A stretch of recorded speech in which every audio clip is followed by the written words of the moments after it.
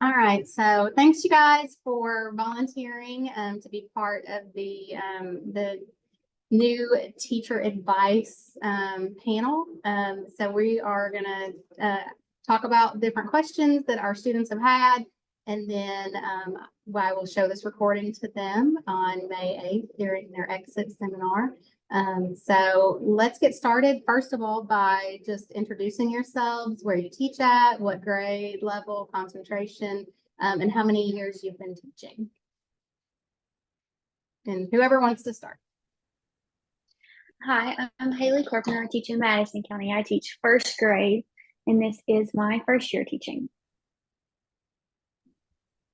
My name is Paige Beardsley, and I am a social studies teacher at Model, and this is also my first year teaching.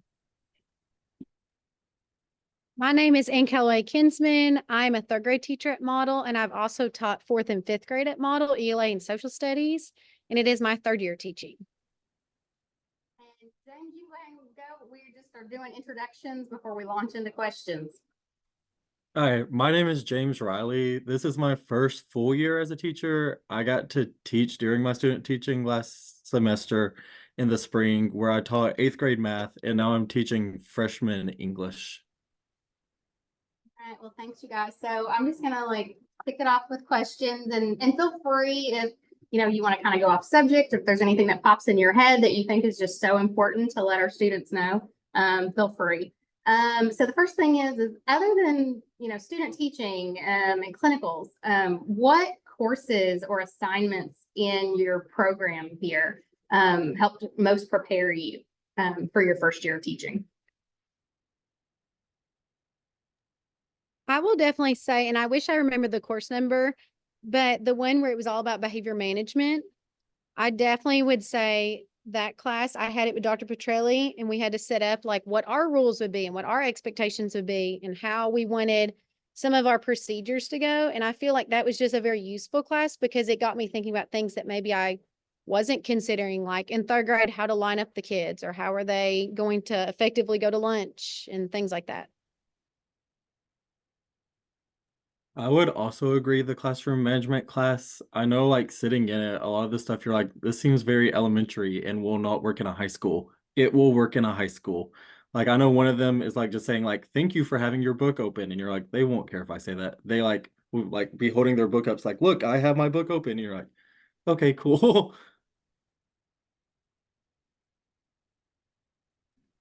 I really enjoyed Dr. Miller's class on differentiation. That's something that I hadn't thought a whole lot about until I took his class. And so I found that to be really helpful now in my classroom with 22 high schoolers who all learn differently or want to learn differently and enjoy history in different mediums. And so I really enjoyed his class, and I think back on it a lot.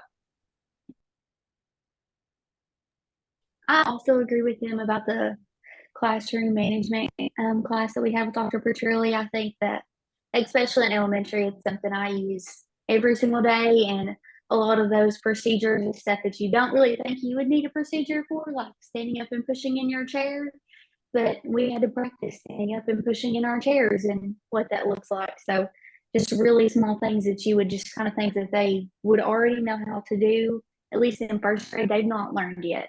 And so those procedures and expectations are really vital in your day-to-day activities. So I guess this is kind of good. It leads into the next question because so many of you guys talked about classroom management. So what advice would you give to these teachers that are graduating and going out for the first time about striking that balance between building relationships with their students, but still having classroom, a good sense of classroom management? For me, for elementary, it's a hard balance to find. I find that at the beginning of the school year, like those first few days, you want to lay out your rules and kind of just structure like this is what it looks like, but you really want to get to know your kids first. And then going into that second full week, then you're like, okay, like remember how this is how we did it, and then just really stick to those procedures, because I feel like if you don't really set it up at the beginning and you're just focusing on getting to know them, the next couple of weeks, it's going to be rough to try to start all of these procedures that they're not familiar with. When you set it up, like you kind of have to have a good blend, and it's hard to find. You kind of just have to feel for it each day. I don't have a perfect answer, but that's kind of what I did. I agree. I had an older teacher tell me when I was starting that if you don't start really stern, that you'll never get them back, especially as elementary, I guess. So definitely start that first week or two. I think as a first year teacher, I wanted to jump right into the curriculum and I wanted to start assessing them and looking at reading levels and all those things. But it's really important that you take the time. Like if they're talking in line and your expectation is for them not to be talking, then you need to say, we've got to do it again. And it's annoying, but they need to know that you're in their corner and that they can, confide in you and that you care about them. And I mean, I try to joke around with my class, but they also know, when not to play, I think. But it is a hard balance. I would agree. Excuse me. I would agree. And I would say that especially in high school that you can't really have classroom management without relationships, without doing the work in the beginning of the school year to build relationships with students and then maintaining those relationships throughout the year, going to their sporting events, talking to them about things that they like, even if you're not super interested in them, but just maintaining those relationships. And something I found really helpful is to always have a restorative conversation. With high schoolers, they can kind of turn it off like, okay, you got on me, you got me in trouble, you wrote me up, I'm never going to talk to you again, I'm going to hate you for the rest of the school year. And so I found it's really helpful to like find them after school, find them the next day and say like, hey, I apologize for getting frustrated with you, or I'm sorry that I had to do that, but do you understand why I had to do that? And then trying to kind of repair that relationship a little bit, because high schoolers are not quick to forget. They hold grudges for a long time. I know with mine, just trying to show them that like I'm also a human and I'm going to make the mistakes and getting them to see that it's okay when they make the mistakes, but I still have to hold them accountable and making sure that they're all being held accountable equally. Like making sure they don't see, oh, those kids are his favorites. No, one class where they all joke that like they're all my favorites because they can't see that you're like holding some kids accountable but not others. That's just what ruins the relationships. So kind of pivoting, this is a question that I seem to get a lot. They want to know what the essential elements are in setting up a classroom. What are the must-haves? For me, I have a little area in the back of my classroom. It's just a small separate table, and it's nowhere that the kids work at normally throughout the day. Like it's not going to be my guided reading table. It's not reading at the carpet. It's just like off to the side, but it's small. It doesn't take up very much space. And like I kind of just use it as like a cool down spot. Like not even if like the kids are in trouble, like just if they're frustrated with math. I'm like, hey, you seem frustrated right now. Like, do you need some time to chill out? I'm like, yeah. Like, okay, go sit back there and just calm down. And when you're ready, you can come back. Now, some kids, they need some extra time, but a lot of my other kids, they'll chill out and then they'll just get up and come back to themselves. And I'm like, don't worry about what you missed. We'll get to it later. Just catching where we're at right now and having a spot that's just designated for that. Like, it's not somewhere else that we do work. It's just a spot to go sit down. And I've only have one kid at a time sit there. I think that has been really vital for my classroom because they'll ask, hey, can I just go calm down for a second? I'm like, sure. And then there's like little fidgets and some strategies posted for them to read. Like, hey, if I'm upset, I can do these things and it'll help me feel better. And they utilize it often. I have also always had some sort of calm down corner. Mine, just because this is how my room works, it's like kind of the reading corner. So I have like a rug and I have pillows and some of the things you're talking about. And I also will say, I feel like as a first year teacher, I really wanted it to look perfect. Like I wanted to buy the bundles on Teachers Pay Teachers and spend hundreds of dollars making it perfect. I had a wooden bookshelf and I painted it over the summer. I feel like I put so much effort into it. And although that's nice, like you want to feel like your space is inviting and everything, you also want it to be functional. Because sometimes I think I worried so much about like the colors and things like that, and less of like what the bins on their table would look like, or just like things that you use every day. Like for me, my 10-drawer rolling cart that sits by my desk has all my copies for the week. And like I bought it my first year, but I feel like it wasn't one of my like top things I wanted. So definitely think of more like what we use every day more than what just looks cute on your walls. Going off that, I would say definitely like figure out your classroom routines and expectations before like even thinking about how do I want to decorate and lay out my room. I know like for me, one of the first things was like I don't want them to have their phones on them. So I need to figure out a place in my room for them to put their phones when they walk in. And like figure out how can I use that to take attendance and just other things like that. And then the other big one is like always have the supplies. Like don't just give them the pencils and paper or it's gonna be something you deal with every single day. Yeah, in high school, I would say just decorate your room. Students go from these awesome elementary school teachers who put so much time and effort into their classrooms and make them beautiful. And middle school teachers do it as well. And then they make it to high school where no one has even put a poster up on the wall. And whether they admit it or not, they like that and they appreciate that. And so I tried to really make an effort this year with my classroom to decorate it, put stuff on the walls, bring in plants, just make it feel a little more inviting. And then setting up my classroom, I knew that my students were going to be doing a lot of group work. And so I went ahead and put them into table groups. I didn't do rows, but I also made sure that I could easily still walk around the classroom because high schoolers require a lot of monitoring. And so I set them up in groups, but I still made sure there was room for me to be able to walk around. So we've heard, that there's a lot of schools that have mentor programs, or maybe you yourself just sought out a teacher that's been there for a while as your mentor. Can you talk about like maybe how you found them and what benefits you've gotten from that relationship? My mentor teacher is actually somebody who is also a first year teacher. We're on the same team.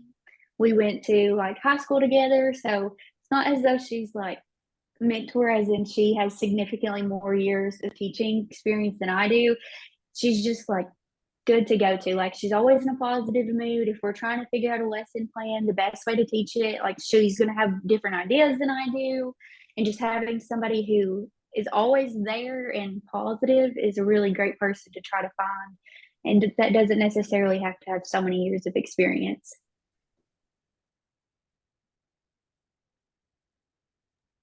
My school sets you up with a mentor your first year and then they follow you for several years. So my mentor that was assigned to me like took me out to lunch and I feel like introduced me to people. And of course she like gave me advice teaching wise, but I feel like she also was someone I could confide in, like you're saying, and was positive and tried to make me feel welcome. But on the, other hand, I feel like there are also mentors that maybe weren't assigned to me, but I feel like I could go to them with questions. I feel like my first year, there were so many things I didn't know. Like as doing a field trip, there are a million forms you have to fill out. And they don't really like explain all the different forms. And every school system's different too. So it's nice to know someone knows where all those things are in your teaching team. I was also assigned my mentor teacher, and I teach AP World second period, and I actually watch him teach it sixth period.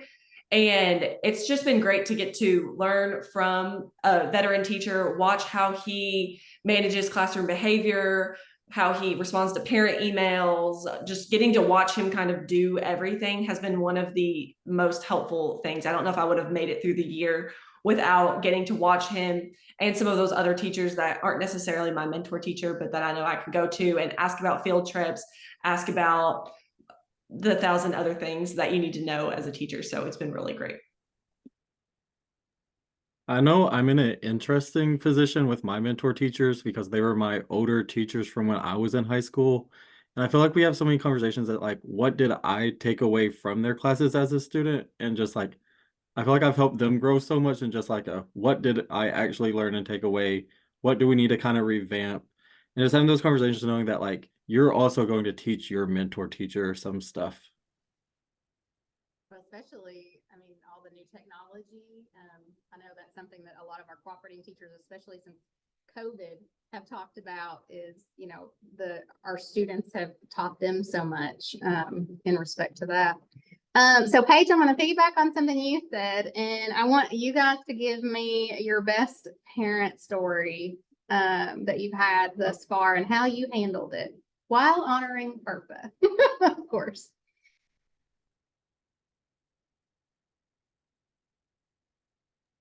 So are you wanting like a bad story or a good story? Because I could go either way. I know that the students are going to be like, give me the bad story and how you manage it. I mean, let's be honest, that's what they're going to want to hear. Okay, well, I can go. I had a fifth grade student a few years ago who our policy is you cannot have phones in fifth grade. They have to be in a locker turned off. So at the end of the day, like if you leave at dismissal, you can get it out, but during the school day, you cannot. And really no one tested it, surprisingly, the whole time for the most part. But this one student like came back from PE. They had PE at the end of the day that year. And they came back from PE and had it in their hands. So I confiscated it. And I mean, I was like, this never happened before. And so I contacted the principal, confiscated it because at the time, our policy was it went to the principal and then you contacted the parent and the parent had to come get it. And so the parent was very upset and cussed me out over the phone, over the cell phone, and about how their precious child should have been allowed to have a phone to contact them at any time throughout the school day.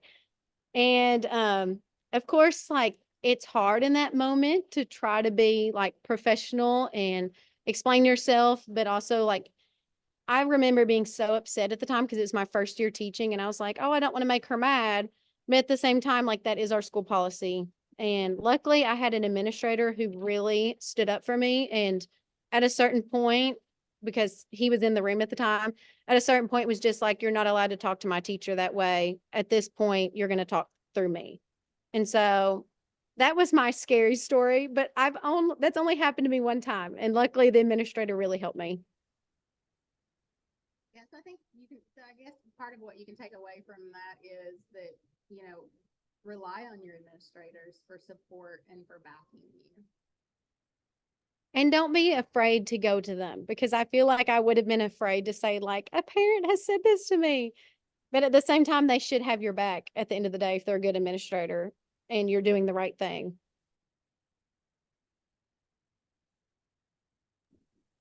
I have been lucky enough to not yet have a really terrible parent experience. Though I will say I haven't reached out to a whole lot of parents. I've really relied on my principal and talking through situations with her. Does this require a call home? The few parents I've had to email have been great, but my advice would be is to not be like me and be so scared to reach out. I wish in August that I had emailed all of my kids' parents and just, welcoming them to my class and getting to know them a little bit, because my apprehension was always that my first contact with this parent is going to be negative. They've never heard from me. They don't really know who I am. And now I'm telling them that their child is acting out in class. So this coming school year, I will definitely do that. Email parents, make an effort to find them at sporting events, become friends with them, because that's the leverage. Like, hey, I'm going to call Kim. You want me to call Kim? No. And so like when you can really kind of throw stuff around, that really works with high schoolers. And so that's something that I really want to do this coming school year. I will have to say opposite of Paige. Teaching first grade, I talk to the parents every single day. And one thing that I think has helped me the most is in August, the first week, I messaged each parent and after welcoming everybody to my class said something positive, but now I only have 24 kids. I don't have a whole bunch of kids like high school, middle school teachers do, and then some of the higher elementary grades. But I did that in August. So that was like a good positive thing, feedback first. And then I tried to every 9 weeks to send positive contact home. And so far, since coming back from December, each month I have sent something positive home once a month. I think that just really helps because the parents know that you see the positives and you are noticing those. So when you have to have those tougher conversations, it's a little bit easier because they know you're not just trying to cause some conflict, but you're really trying to help them succeed. And also, somebody told me, like, if a parent is having some problems, and they request a phone call or they request a conference, I wasn't sure how to start a conversation, and they were like, "We'll just say, how can I help?" I was like, okay. So from now on, when they're like, "Oh, can I meet with you?" I'm like, "Of course. How can I help?" Because before I was like, I'm not really sure exactly what I need to say. Like, do I need to try to ask to figure out what this conversation is going to be about beforehand? But just by saying, "How can I help?" they'll usually give me enough information that I know what to do from there. So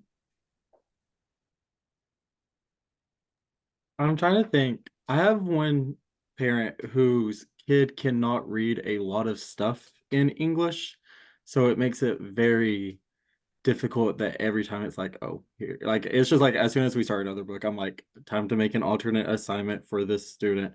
But I finally was like, I would just get frustrated and upset, and then like remembering like they are still a parent, that's their precious child. So just like taking the time and like asking her like, hey, why can't she read this? And like actually hearing her side of it and then kind of talking through it. And once like we can start the conversation, some of the stuff she has been able to read finally, because I'm like, well, we're not focusing on that. And that's just like one page of the entire story that we can skip over. Um, what is something that you feel like you weren't necessarily prepared for, and how did you overcome that? one thing that was really new for me was stats, starting a stat, tracking all the data, what that looked like how long this process was going to be. I feel like that's something that I really wasn't taught as elementary education major. Like, it was something that we didn't really touch on, and if we did, forgive me, but I don't recall it. And so I walked in, and it was August, and we did our diagnostic, and I got my scores back, and I was like, oh, like I need to do something to see where these children are at so that I can provide them the intervention and instruction that they need. But I wasn't really sure what it was that I needed to do. I'm like, I know I need to assess them, but what exactly is it that I need to assess? And so I talked with my team a lot, and I was like, can you show me some of the previous like stats that you've done? Can you show me how you set it up? How did you track that data? Like, what are the steps? And I talked with our guidance counselor at school, and she was like, here's the steps that you need to do. And like, they were very, very helpful. And that's one thing that I wish I would have done more research about before it was time for me to start doing them. I would say just in general, being a younger teacher and looking younger. I mean, I still have get mistaken in the high school as a student sometime, and parents will pull that card nonstop. And just like knowing like, okay, how can I actually respond to this in a professional manner without staying true to like, I know I'm certified and I'm able to teach your kid.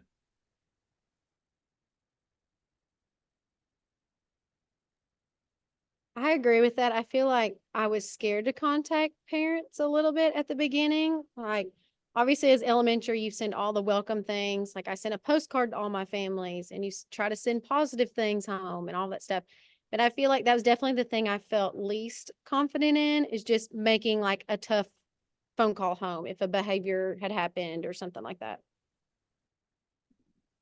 I would say the number one thing that I was not prepared for was having some special ed students in my reg ed classroom. I have a student with Down syndrome.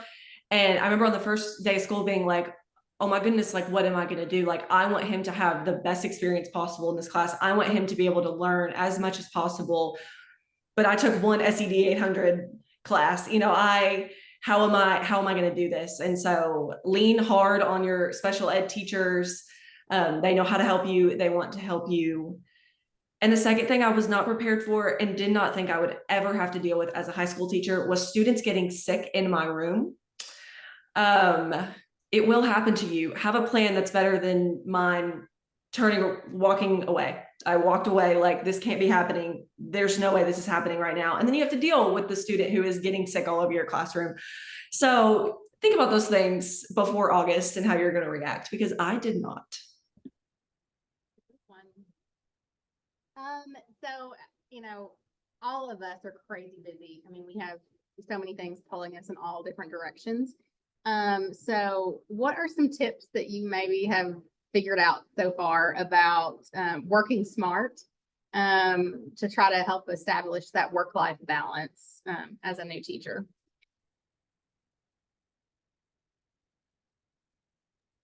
I will definitely say if you're on a teaching team, like I feel like most people are at schools, definitely like divide and conquer. Like if we're lesson planning together, maybe someone's running copies and someone else is stapling something or whatever it needs to be, or doing the newsletter for the week. So I feel like you can't do it all yourself and you need to be able to depend on people and kind of divide and conquer. And I also say I am someone who is a people pleaser. And so you have to learn to say no. Because my first year, I ended up on 7 different committees and it was overwhelming. I was coaching something. I mean, it was like all at once. So I feel like you do have to eventually say, no, I don't have time for that.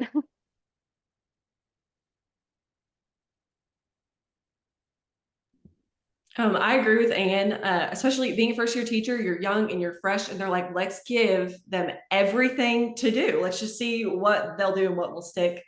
But as a high school teacher, first year teacher, my biggest advice would be to really take advantage of your planning. It's really easy to be like, I'm just going to sit here. I'm going to maybe walk around. I'm going to go talk to somebody. There's always somebody to talk to. But take advantage of your planning and take advantage of time after school early in the week, like Monday, Tuesday, Wednesday. You probably are going to have to stay after school a little bit. You're going to have to take a little bit of work home, maybe work on the weekends a little bit. I think there's kind of this narrative on social media that like you should get there on your contract time and then you should immediately leave and you shouldn't have to do anything else. But I think that all good teachers are staying after school a couple days a week or every day of the week. They're taking work home, they're working on the weekends because we care about our students and we care about giving them a good education. And so I think if you find yourself never staying after school and not really ever taking any work home, that you might need to reevaluate your plan. I was gonna say sometimes your team that you're with doesn't work, so not being afraid to go talk to like other grade levels and just getting ideas from them whenever your team is not working, because sometimes you are gonna have to be like the one left alone by yourself because your team just doesn't work. But then just finding time. So like I know I have an email rule, like my email is turned off after I think it's 4:30, and my students know like if you email me past 4:30, I'm not looking at it until the next morning. And just kind of having set boundaries. Like I have a late work rule. They know I only grade late work on Monday. So if they turn it in late, it's not going to get checked until the following Monday. I will say that with communication, and maybe this is especially elementary, but parents will try to message you all hours of the day on Sunday afternoons, Saturday nights. I mean, I have had people message me at like 1, 2 a.m. and I'm like, what are you even doing awake? So I feel like first year I really tried to message them back really fast. And I always had an answer and I always had, but I feel like as I've continued teaching every year, I've gotten a little better of saying like, if they message me on Saturday, I might draft a reply, but it's just the principle of I'm not going to send it until Monday morning, or I might schedule it to send on Monday morning, even if I do see it and I want to draft a reply, because I think you do need to have some kind of boundaries of I'm not always going to be there right when you need me. I agree with Anne, especially with parent contact, and they will message you outside of contact hours. The easiest thing for me was like I use Class Dojo, and there's an option to set it up to block it from getting the notifications on your phone. So mine's blocked from my contract hours. Mine's blocked from 3:30 to about 7 in the morning I get to school. And I mean, sometimes I will check it after school, but I'm not getting those notifications. And so whenever I get home, I'm able to go home and I'm able to relax. And I check it every day. It's pulled up on my computer. I use it for behavior management throughout the class, and I have it on my phone. So when I get those messages throughout the school day, I can quickly respond. But like it's hard if you don't set a hard line. It's kind of like you're always on the clock because you're getting these messages and these emails. And once I see it, then I feel the need to respond because I'm like, well, I've seen it. I can go ahead and respond. So once I block that time off, it's very nice. I would recommend blocking that time off, and just so you don't see it unless you want to check it. And it'll be there the next day. And usually it's nothing that's like immediate. And if it is, like I haven't had it happen yet, thankfully. So it's always been able to wait until the morning. I think it's just something, I swear, I think it's something something that everybody struggles with, and I feel like you're just always going to struggle with it. I still struggle with it, and I try to not answer things and set myself up for that, setting that precedent of the after hours, the late at nights, the weekends. Yeah, so because you need that balance. It is really hard. So the next thing is, this is a positive. Tell me what so far has been your most rewarding moment, experience as a teacher. This is something I'm really excited to share about. I have a kiddo who's struggled a little bit throughout the school year. It's took them about twice as long to catch on to most of the things that we've been doing in class. And my favorite was one day this child stood up and was like, I got this. I know how to do this. Like, I can do it right now. And I was like, okay, like, answer the question. And it was a challenge question. So it was something that needed a little bit more explaining, and it was more in depth than our normal questions were. And he stood up, answered it with like adult terminology, used all of the vocabulary, was 100% correct. And he was like, that's right, right? I was like, yeah, that's right. He was just so excited that he got it. And like, I was so impressed with the terminology that he was using, because he didn't just know the answer. He explained in depth how he got to the answer for the math problem. And it was just really, it was rewarding for him because he was so excited and enthusiastic. And it was nice for me to see him know that he could do that and be happy about it as well.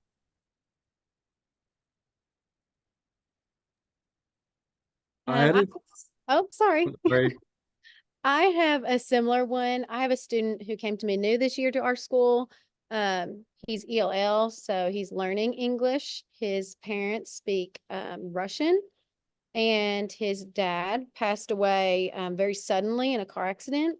So he just had a lot going on beginning of the school year, like new friends, doesn't know English very well. There's trauma. And so I feel like now he's on grade level in a lot of areas. And so that's been so nice to see, like you're saying, that confidence build, and, the child has friends now, and is just more confident in school and happy that aha moment of, I get it now, is so fun to see. I had a student who was constantly like bugging me to help her with a pre-college summer application essay. And the first time she showed me it, I was like, oh, we have a lot to work on. And like just getting to like work her through the process. And she finally submitted it, and she was like, there's a part that you're gonna have to fill out as my teacher. And I got it an email, and it was like Brown University. And I was like, oh, like she should have told me this was for Brown. And she got accepted, and it was just awesome, like seeing the growth through the writing step by step. And then like it's cool knowing that she'll be at Brown this summer I don't really know what she's doing with it, but it's some type of pre-college program. Mine is similar to James. I work with all of our seniors at Model, and so getting to help them write their college essays, build a resume, and then not only the seniors, but having all of my students just come to me with exciting things that have happened to them. They made their club soccer team, or they got a scholarship, or this or that. Just having them want to come tell me those things is really meaningful and has been really rewarding. So, last question. Looking back, what words of wisdom would you give first semester teacher you? Mine would honestly, and this is probably cheesy, but have an attention starter. I hate them. I hate them so much. I think they're so elementary. I can't do the 1, 2, 3, eyes on me, give me 3. I can't stand them. But I know I need one. And I like every year I'm like, I need one, and I need to establish it at the beginning, and I need to stick with it. But I'll try it, and I'll try it for like a week, and I'm like, nope, that's getting on my nerves, hearing them rhyme. But honestly, like just having like those like little classroom management things really goes a long way. My biggest one, and I feel so passionately about it, is write every single thing that you do down. Like I made a spreadsheet. I also like take notes when my mentor teacher is teaching. I found myself at fall break trying to remember what I had done up until that point, and I really couldn't. And I had to dig through Infinite Campus and Google Classroom and all these things to try to piece it together. But since then, I have written down and kept track of literally every single thing that I have done, which has been really helpful to go back and look and be like, oh, okay, I hated that. I'm going to do it completely different next year and be able to kind of make notes for when I go back and change things for next year. But write everything you do down, everything. I guess I'll be kind of cheesy and say, I feel like I wasn't very confident my first semester teaching. So definitely feel confident, like you are certified and you are doing enough, because I feel like you tend to think like, I can do more, I can do more. And, you're working all hours of the day if you were like me. And so I guess what I want to say is like, they are lucky to have you and your kids are lucky to have you. And you're giving it your all, which is really awesome. I agree with Ann.